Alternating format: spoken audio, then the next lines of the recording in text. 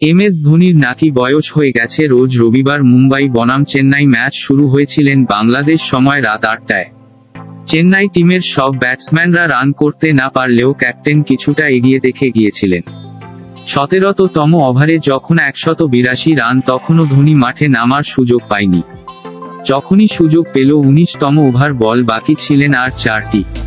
ধোনি নেমে 3টি ছক্কা মারলেন হার্দিক পান্ডিয়ার বলে। হার্দিক পান্ডিয়া বুঝতে পারলেন না।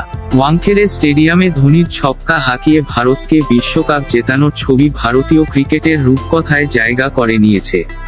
ফের তাজা হলো সেই স্মৃতি। মুম্বই ইন্ডিয়ান্সের বিরুদ্ধে IPL 2024-এর ম্যাচে যখন ব্যাট হাতে মাঠে নামছিলেন মাহি, তখন বোঝা মুশকিল ছিল কাদের হোম ম্যাচ। দর্শকদের চিৎকারে কান পাতা দেয়। ইনিংসের শেষ ওভারে ধোনি যখন ব্যাট করতে নামেন, তখন বাকি ছিল মোটে 4টি বল।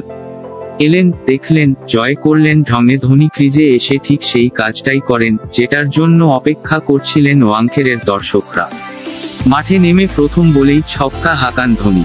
দর্শকদের উচ্ছ্বাস মাত্রা ছাড়ায় ধোনির প্রথম বলেই ছক্কা হাঁকানো দেখে। তবে চমকের তখনও বাকি ছিল। হার্দিকের ঠিক পরের বলও গ্যালারিতে ফেলেন মাহি। প্রত্যাশার পারদ চড়তে থাকে ঠিক তারপরেই। ক্রিকেট প্রেমীদের হতাশ করেননি ধোনি। তিনি নিজের তৃতীয় বলেও ছক্কা হাঁকান। যদিও ওভারের শেষ বলে 2 রান নিয়ে সন্তুষ্ট থাকতে হয় তাকে।